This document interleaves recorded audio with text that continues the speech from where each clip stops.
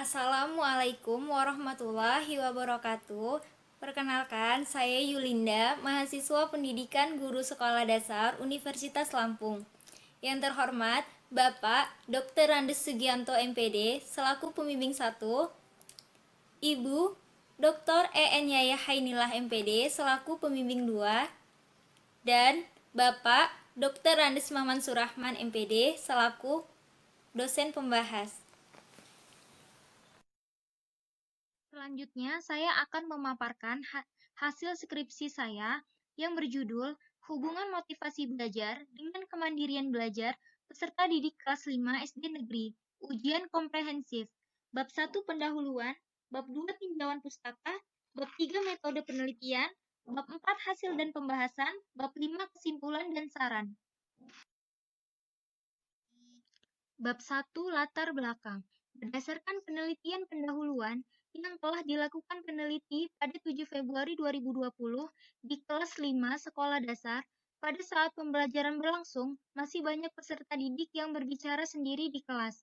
Ketika dilaksanakan diskusi di kelas, peserta didik tidak aktif. Ada peserta didik yang diam saja namun tidak memperhatikan apa yang disampaikan oleh guru, sehingga materi yang diajarkan tidak dapat diserap secara maksimal oleh peserta didik. Dan ketika mendapat tugas dari guru untuk mengerjakan soal latihan, hanya beberapa peserta didik yang benar-benar mengerjakan sendiri. Sehubungan dengan pernyataan di atas, dapat dilihat bahwa ada hubungan motivasi belajar dengan kemandirian belajar peserta didik. Namun masih perlu pembuktian secara ilmiah. Hal ini mendorong peneliti untuk mengadakan penelitian lebih lanjut. Identifikasi masalah. Berdasarkan latar belakang masalah di atas, maka identifikasi masalah dalam penelitian ini adalah sebagai berikut. Yang pertama, masih terdapat beberapa peserta didik berbicara sendiri ketika diberikan materi oleh guru. Kedua, ketika dilaksanakan diskusi di kelas, peserta didik tidak aktif. 3. Motivasi belajar peserta didik masih rendah. 4. Kemandirian belajar peserta didik masih rendah. Batasan masalah. Berdasarkan latar belakang dan identifikasi masalah, peneliti membatasi permasalahan yang diteliti, yaitu motivasi belajar peserta didik dalam belajar relatif rendah, menyebabkan peserta didik jarang belajar dan mengakibatkan kemandirian belajar peserta didik kelas 5 SD negeri rendah. Objek yang diteliti adalah hubungan motivasi belajar dengan kemandirian belajar peserta didik kelas 5 SD negeri. Rumusan masalah. Rumusan masalah dalam penelitian ini adalah apakah terdapat hubungan yang signifikan antara motivasi belajar dengan kemandirian belajar peserta didik kelas 5 di SD negeri. Tujuan penelitian. Adapun tujuan yang ingin dicapai pada penelitian ini adalah untuk mengetahui hubungan yang positif dan signifikan antara motivasi belajar dengan kemandirian belajar peserta didik kelas 5 di SD Negeri 2 Sumberjo yang beralamatkan di Jalan Imam Bonjol Gang Bayur nomor 51, Kelurahan Sumberjo, Kecamatan Kemiling, Kota Bandar Lampung, Provinsi Lampung. Manfaat penelitian. Yang pertama, manfaat teoritis. Hasil penelitian ini dapat dijadikan rujukan bagi peneliti lain yang ingin mengkaji tentang motivasi belajar dan kemandirian belajar. 2. Manfaat praktis. Bagi guru kelas, orang tua, peserta didik, peneliti, dan bagi peneliti lain. Bab 2. Tinjauan pustaka. Motivasi belajar. Yang pertama, pengertian motivasi belajar. Menurut Sardiman, menurut Agus Suprijono, menurut Ridwan Abdullah Sani, berdasarkan pendapat beberapa ahli mengenai pengertian motivasi belajar, maka peneliti dapat menyimpulkan bahwa motivasi belajar adalah faktor psikis yang bersifat non-intelektual dalam perubahan tingkah laku yang penuh semangat untuk mencapai keberhasilan dalam belajar. 2. Fungsi motivasi belajar. Menurut Sardiman, menurut S. Nasution dalam Faisal Abdullah, menurut Hamalik yang dikutip oleh Yasmin, maka peneliti dapat menyimpulkan bahwa fungsi motivasi belajar adalah sebuah motor penggerak dalam membangkitkan motivasi belajar bagi peserta didik. 3. Macam-macam motivasi belajar. Menurut Syaiful dan Aswan, menurut Nana Syaodi, Maka peneliti dapat menyimpulkan bahwa macam-macam motivasi belajar dapat timbul dengan sendirinya, baik berasal dari dalam diri sendiri maupun dorongan dari luar. 4. Faktor-faktor yang mempengaruhi motivasi belajar menurut Dimyati dan Mujiono, menurut Raymond dan Judith. Peneliti dapat menyimpulkan bahwa faktor-faktor yang mempengaruhi motivasi belajar dapat berasal dari dalam diri peserta didik, kondisi lingkungan, budaya, dan keluarga. 5. Indikator motivasi belajar.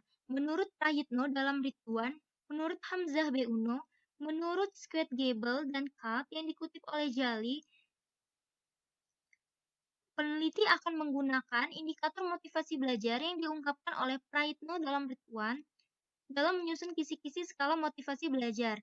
Alasannya adalah indikator yang dikemukakan oleh Prayitno dalam Ridwan karena indikator motivasi belajar tersebut sangat penting dalam kegiatan belajar.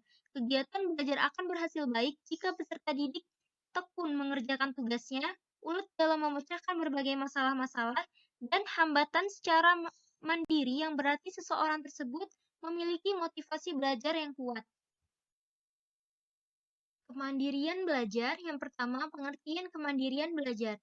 Menurut Indarti, menurut Rahmayani, maka peneliti dapat menyimpulkan bahwa kemandirian belajar adalah kemampuan peserta didik untuk menyelesaikan persoalan-persoalan tanpa bantuan khusus dari orang lain, dapat melakukan sendiri kegiatan-kegiatan dan menyelesaikan sendiri masalah-masalah yang sedang dihadapi. 2. Faktor-faktor yang mempengaruhi kemandirian belajar.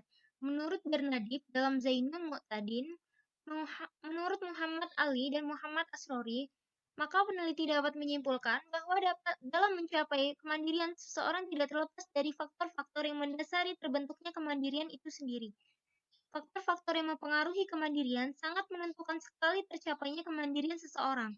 Begitu pula dengan kemandirian belajar peserta didik, dipengaruhi oleh faktor dari dalam diri peserta didik itu sendiri maupun yang berasal dari luar, yaitu lingkungan, keluarga, sekolah, lingkungan sosial ekonomi, dan lingkungan masyarakat. 3. Indikator kemandirian belajar. Menurut Ekowati, menurut Desmita, menurut Fatimah. Berdasarkan ketiga sumber dalam menentukan indikator kemandirian belajar, maka peneliti akan menggunakan kemandirian belajar yang diungkapkan oleh Desmita dalam menyusun kisi-kisi skala kemandirian belajar.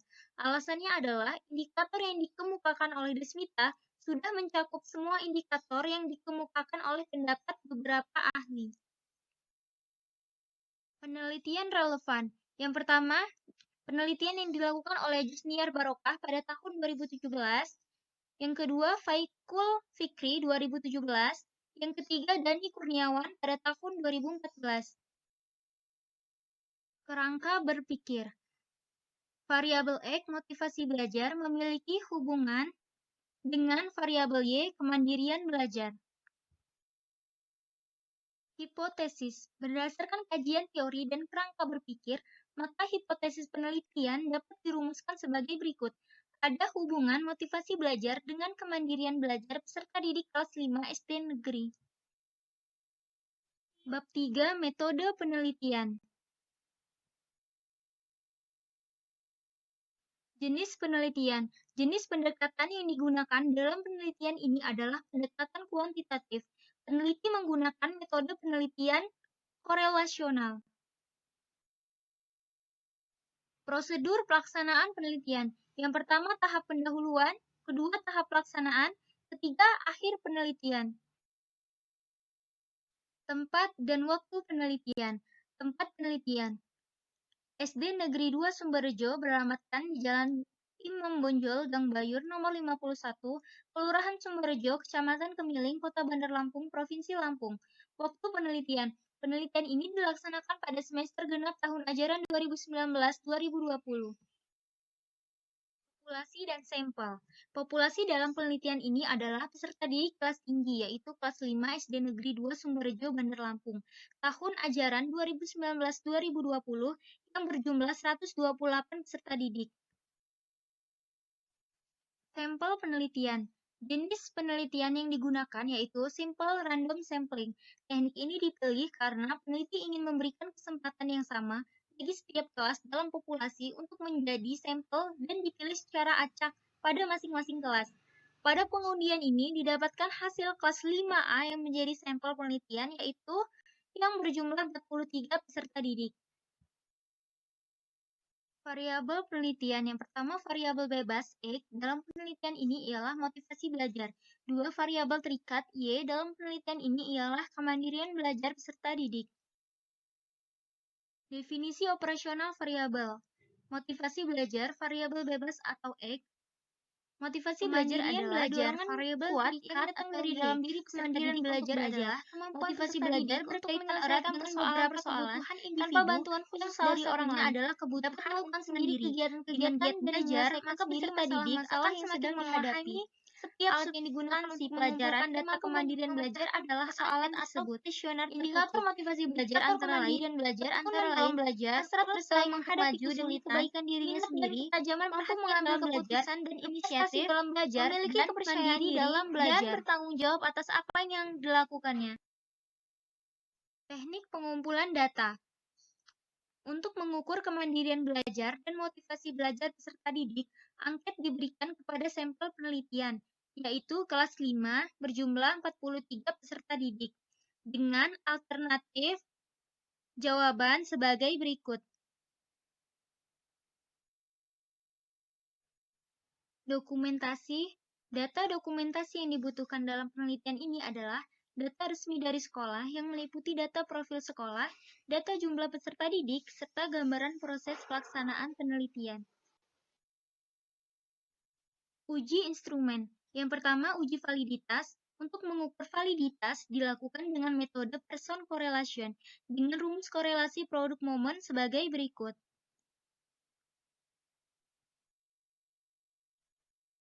Instrumen dikatakan valid apabila R hitung lebih besar daripada R tabel dengan taraf signifikan 5%.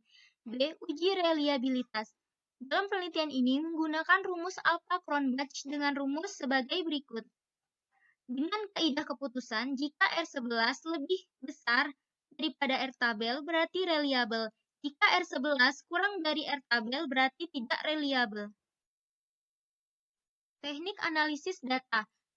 Uji normalitas dilakukan untuk mengetahui apakah data berdistribusi normal atau tidak.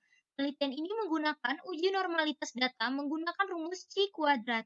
Menurut Ridwan, yaitu sebagai berikut. Uji hipotesis. HA, ada hubungan yang positif antara motivasi belajar dengan kemandirian belajar peserta didik kelas 5 SD Negeri 2 Sumberjo. HO, tidak ada hubungan yang positif antara motivasi belajar dengan kemandirian belajar peserta didik kelas 5 SD Negeri 2 Sumberjo. Penelitian ini menggunakan rumus korelasi produk momen.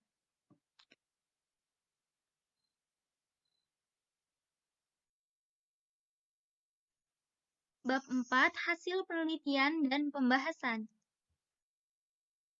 Gambaran umum lokasi penelitian.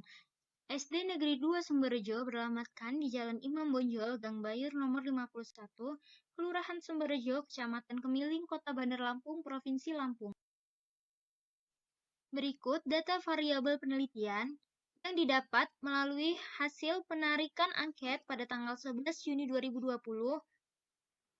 data variabel X motivasi belajar, dan data variabel Y kemandirian belajar. Berikut distribusi frekuensi X data motivasi belajar dan distribusi frekuensi Y data kemandirian belajar. Berikut hasil hitung manual uji hipotesis mencari korelasi produk momen ketekunan dalam belajar dengan kemandirian belajar. Didapatkan hasil sebagai berikut. Kontribusi X terhadap Y sebesar 11%, sedangkan 89% dipengaruhi oleh faktor lain di luar penelitian ini. Hal ini berarti hipotesis diterima. Terdapat hubungan yang positif dan signifikan antara ketekunan belajar dengan kemandirian belajar peserta didik kelas 5 SD Negeri 2 Sumberjo. Mencari korelasi ulet dalam menghadapi kesulitan dengan kemandirian belajar. Kontribusi X terhadap Y sebesar mencari korelasi produk momen, ketajaman perhatian dalam belajar, dengan kemandirian belajar oleh faktor kontribusi lain X terhadap Y sebesar 10,3%, sedangkan 89,7% dipengaruhi oleh faktor lain dalam luar penelitian ini. Hal ini berarti belajar peserta didik kelas 5 SD Negeri 2 Sumberjo signifikan antara ketajaman perhatian dalam belajar dengan kemandirian belajar peserta didik kelas 5 SD Negeri 2 Sumberjo. Mencari korelasi produk momen berprestasi dalam belajar dengan kemandirian belajar. Kontribusi X terhadap Y sebesar 9,8%, sedangkan 90,2% dipengaruhi oleh faktor lain di luar penelitian ini. Hal ini berarti hipotesis diterima. Terdapat hubungan yang positif dan signifikan antara berprestasi dalam belajar dengan kemandirian belajar peserta didik kelas 5 SD Negeri 2 Sumberjo. Mencari korelasi produk momen mandiri dalam belajar dengan kemandirian belajar. Kontribusi X terhadap Y sebesar 12,3%, sedangkan 87,7% dipengaruhi oleh faktor lain di luar penelitian ini. Hal ini berarti hipotesis diterima. Terdapat hubungan yang positif dan signifikan antara mandiri dalam belajar dengan kemandirian belajar. Peserta didik kelas 5 SD Negeri 2 Sumberjo.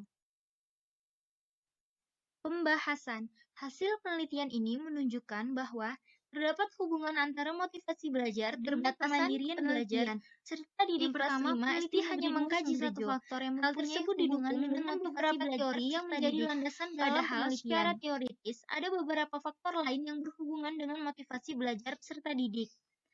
2. Populasi dalam penelitian ini hanya terdiri dari kelas 5 dalam satu sekolah, yaitu sebanyak 128 peserta didik, dengan sampel penelitian 43 responden. Jumlah tersebut sedapat mungkin ditingkatkan lagi untuk mendapatkan hasil yang lebih akurat. 3. Pelaksanaan penelitian ini dilakukan oleh peneliti secara online, sehingga peneliti tidak bisa mengawasi secara langsung peserta didik dalam mengisi angket. Bab 5. Kesimpulan dan saran. Kesimpulan. Kesimpulan merupakan sebuah gagasan yang tercapai pada akhir penelitian. Masalah pada penelitian ini adalah motivasi dan kemandirian belajar peserta didik yang rendah. Penelitian ini bertujuan untuk mengetahui hubungan motivasi belajar dengan kemandirian belajar peserta didik kelas 5 SD Negeri. Penelitian ini menggunakan pendekatan kuantitatif jenis korelasional. Teknik pengumpulan data menggunakan kuesioner dan dokumentasi. Populasi dalam penelitian ini berjumlah 128 peserta didik. Analisis data menggunakan rumus korelasi produk momen.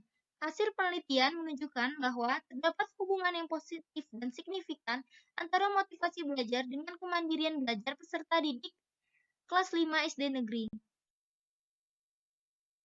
Saran yang pertama untuk guru, kedua orang tua, ketiga peserta didik, dan keempat peneliti selanjutnya.